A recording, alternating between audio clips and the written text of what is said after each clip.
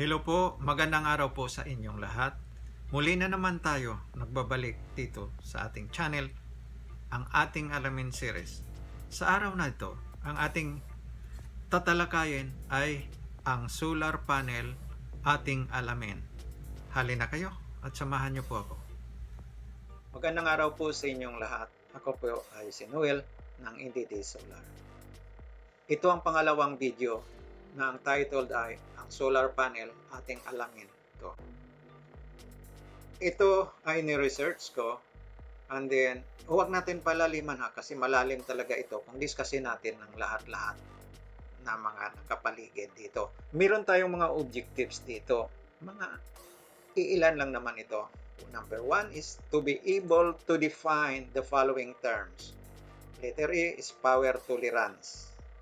So, sa word na power tolerance ay ibig sabihin yung kanyang parang range, nasa range niya. Pero ito ang nagbibigay nito is yung supplier ng ating solar panel. Sa data sheet din yan ng ating solar panel. B is maximum power at standard test condition. Ito naman, ang maximum power ay ginawa ito ng mga company na nagpo-produce ng solar panel at may iba-ibang silang sinusunod. Standard test condition ay normal na this is galing sa laboratory. Doon benchmark nila ito ng solar panel na sa laboratory nila gin-testing. Okay. Ang letter C is maximum power at nominal operating cell temperature, NOCT. Ito naman ay simulation ito na inassume nila na ang production or mga details na pinalabas nila ay kunyari ang ating panel ay nandoon na sa field, sa bubong ng ating bahay. So, yung mga figures na yan ay nakabase dito sa NOCT. Then, letter D is module efficiency. So, talking ng efficiency is, ibig sabihin, yung output ng ating solar panel na na-harvest natin over sa irradiance now which is 1,000 watts per square meter. Ang porsyento noon ay yun ang module efficiency. Mamaya, madiscuss natin lahat-lahat ang mga ito sa kasunod na slide. Next, number 2, to understand the function of solar panel. So, dito pa lang sabihin ko, kailangan malaman natin ano ba ang purpose ng solar panel. Siyempre, simple lang. Kailangan mag-produce ng enerhiya. So kapag nasinaga ng araw ito ang ating solar panel, movements of electrons, which is direct current, DC. So yun ang role ng ating solar panel. Without the solar panel, then wala tayong kuryente. Now ang number 3, to obtain scale, how solar panel is being rated. So at least kapag na-estudyohan na natin ang mga lahat ng mga bagay na ito, ay magkakaroon na tayo ng tapang na at least alam na natin kahit papaano kung ano ba ang nakapaligid ng mga bagay doon sa ating solar panel. What is power tolerance? Yan. Ang power tolerance, ang sabi dito, is a measure of how much electrical power a solar panel can produce above or below its rated capacity at any time. Ito ay makikita sa datasheet din. So, nilagay doon ng mga solar panel supplier para malaman natin kung ano ba ang mga ranges na pwedeng maglaro doon ang ating solar panel. Like for instance here, for example, if a 310 panel has a power tolerance from 0% to 5% positive, this means the panel can have an actual maximum power of anywhere between 310 watts to 326 watts. So, ang 16 watts na idinagdag dito sa 326, that means that is the 5% of 310 watts. So, yun ang ibig sabihin ng power tolerance. Yung, kumbaga, yung maglalaro sa doon. Okay, now ito ang ehemplo ng isang datasheet ng isang solar panel. Ito yung aking solar panel, which is 310. Now, sa ilalim, ang kanyang power tolerance ay between 0 to positive 5%. Nandiyan ang mga rating niya, standard test condition, irradiance 1000 watt per square meter, cell temperature which is 25 degrees Celsius, AM which is air mass 1.5 degrees. Okay. Now, sunod na tayo, mag-usap tayo dito sa maximum power at standard test condition.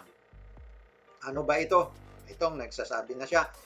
The number that both consumers and those within the solar industry refer to as the size of the solar panel. So, ang makikita natin dyan, halimbawa, 310 watts, that is the maximum power at standard test condition. Maximum power at STC means the maximum power of the panel when tested under STC, standard test conditions. Okay, ito ang mga regulation, requirement, paano makonsidered siya na na-test nila under standard test conditions. Sa laboratory, iyan daw ang kanilang mga basis. Number 1 is irradiance. Ang irradiance is sunlight, brightness ng araw. Ginawa nila na nag-simulate sila. Pero ito nga ay puro laboratory na to. 1,000 watts per square meter. Then, ang cell temperature, 25 degrees Celsius. Ang cell means yun ang bawat isang cell na yon sa ating solar panel. Ang pangatlo is air mass to be at 1.5 G. Ang air mass, yan ay kasunod. Now, ito, standard test condition, irradiance, 1,000 per square meter. Then, nakalagay dyan, irradiance, watts per square meter. And then, radiant flux received by a surface per unit area. Sometimes confusingly called as intensity. Yan ang kanilang mga basihan. Kailangan ang liwanag ay nasa 1,000 watts. So, dito makita mo dyan sa right side ang Y. Yan ang oras na ang araw ay hindi pa alas 12. Ang X naman, yan ang nasa ulo na natin. Sa tapat doon. Which is 90 degrees from horizontal. No, 90 degrees. So, ang angle na yan, yan ang angle mamaya na makita natin doon. Yun, angle of zenith ito. Kung alas 12 ang araw, means that is zenith. Overhead. Kanyang word dito, the air mass represents the proportion of atmosphere that the light must pass through before striking the earth relative to its overhead path length, and is equal to Y over X. When the sun is directly overhead, the air mass is 1. So, kung overhead natin, tanghaling tapat, ay 1 ang figure ng air mass doon. So, kanina, ang nakalagay dyan, ang formula ng air mass is 1 over cosine theta, yung angle na yon. And then, where theta is the angle from the vertical zenith angle. When the sun is directly overhead, the air mass is 1. So, ito, sa Wikipedia ko ito, kinuha ang clips na ito. Makita mo dito na ang angle C or angle of zenith is 48.2 degrees. Yan ang mga rekwisito nila. 1.5 ang air mass. And then, makita mo dyan, ang watts per square meter niya, ang irradiance niya is nasa 1,050, 680 to 1,050. But ang average niya sa kanan is 1,000.4. May mga research yan sila. So, proceed tayo sa nominal operating cell temperature. Ano na naman ito? Hindi ito katulad ng standard testing condition na yun ay ginawa sa laboratory.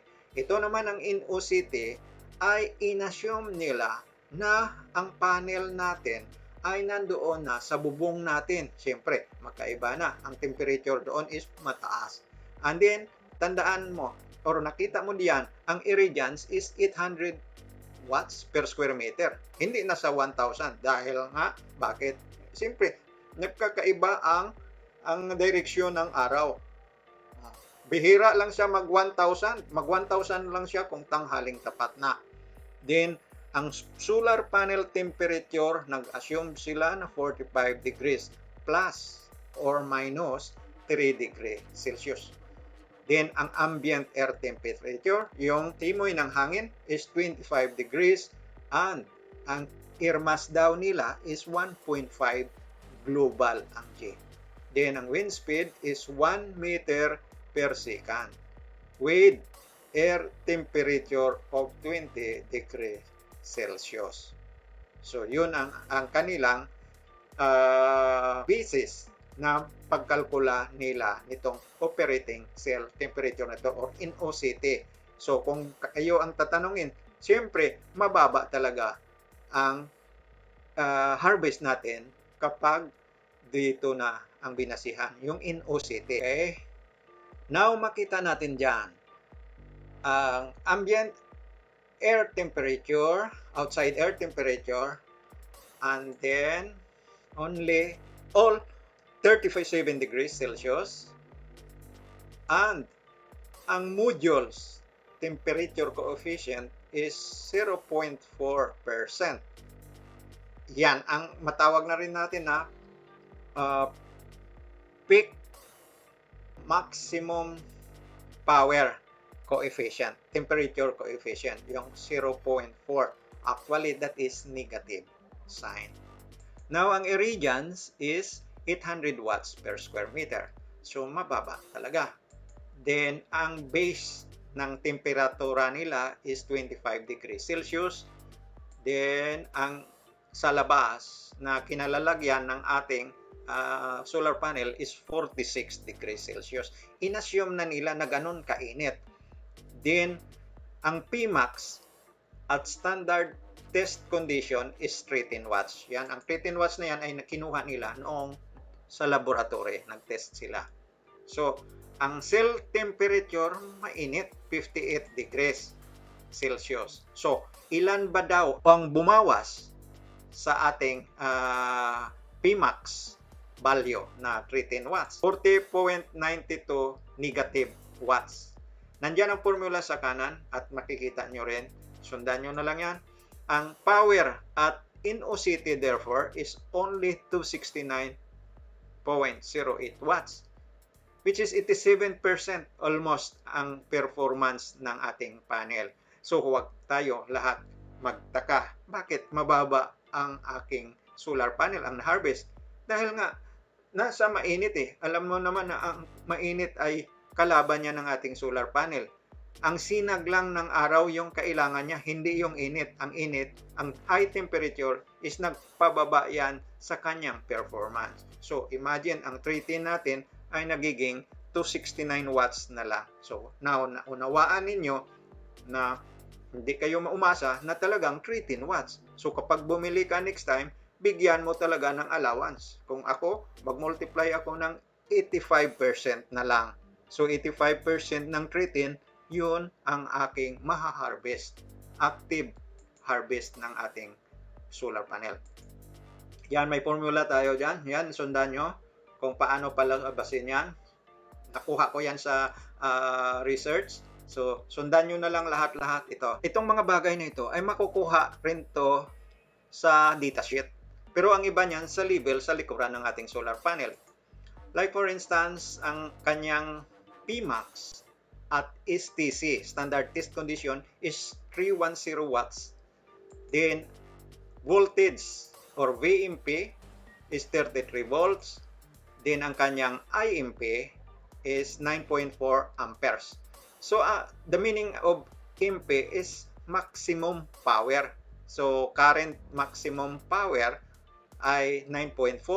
Kung i-multiply mo ang 33 volts to 9.4, ang kalalabasan dyan is 310 watts. Now, itong VOC naman na 40.3 volts, ang ibig sabihin niyan is yung wala siyang load. So, kung dalhin mo doon sa labas, ay wala ang reading niya, diyan siya. Pero, tandaan natin na sa standard test condition yan nila kinuha. So, naturally, kapag doon sa labas, which is nominal operating cell temperature, ay iba na ang kalalabasan doon. So, magbigay ka na ng allowance yan. There might be a possibility na bababa. Now, itong IEC mo is current short circuit, which is, ano ibig sabihin yan? Wala rin siya load. So, kung may load na yan, bababa na siya. Okay? Ang efficiency naman, efficiency in percent, it is only 1894%. So, yun na nga kanina, ang output ng ating panel, di-divide natin sa 1,000 watts per square meter. Ang kalalabasan is only 1894%. Huling slide natin, nandoon yun ang paano magkuha ng module efficiency. Now, ang power tolerance naman is between 0 to 5% as sa una pa nating mga slide. Now, ito ang temperature coefficient of power. Negative 0.4%. Na-discuss din natin ito. So, 0.4 ang persyento bawat degree Celsius, yun ang kakalkulahin natin. So, ibig sabihin, percent ang kalalabasan dito. Temperature coefficient of power. Slide natin, nandoon mo makita ang kalkulasyon niya. And then, sa voltage naman, temperature coefficient is 0.29. Negative. Puro negative yan. But, ang mga ito ay mag-positive lang nito kung ito ay ang temperatura natin nagbaba sa 25 degrees Celsius. Kung bumaba, siyempre, mag-positive na yung mga value na yan. Nominal operating cell temperature is 45 degrees Celsius. Sa datasheet mo rin yan makikita. Okay, module efficiency. Ito nang pinakahuli natin na discussin. Paano pagkuha ng module efficiency? First, kunin natin siyempre ang area. Ang area ng ating solar panel, 1.65 by 0.992. Ang kinalabasan is 1.6368 square meter. Now, ang panel's power output is 13 watts. Yan ang Pmax at STC.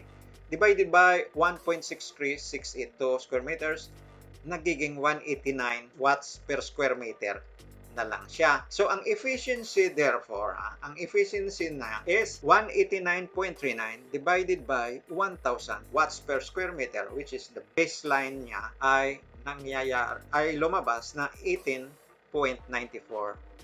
So, imagine, yan na lang ang na-harvest natin sa ating solar panel. So, naturally, is mababa pa rin ang efficiency ng mga solar panel ngayon na nasa market. At dito na naman nagtapos ang ating tinatalakay, ang solar panel ating alamin number 2. Sakali meron kayong hindi maunawaan na mga bagay, inyo lang isulat dito sa ibaba, sa comments, at hahanapan ko ng kasagutan sa abot ng aking makakaya. Hanggang sa muli po, mag-ingat po tayo lahat at God bless. Thank you and goodbye.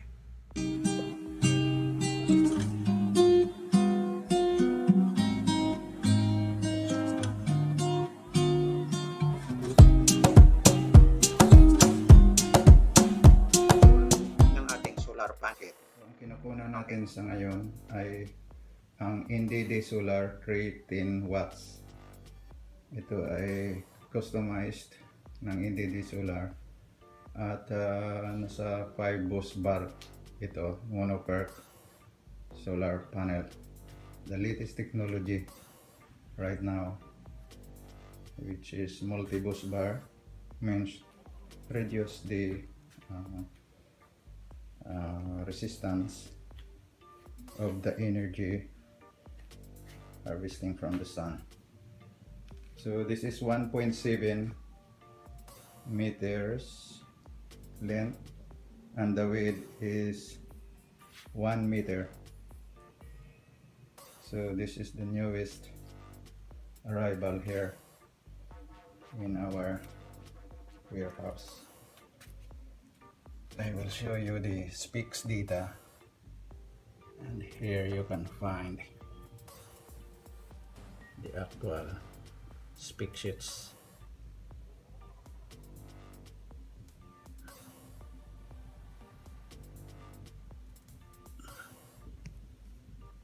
This is the MC4 connectors at the back. This is about 85 centimeters long, positive and negative, with diode inside. So that's it.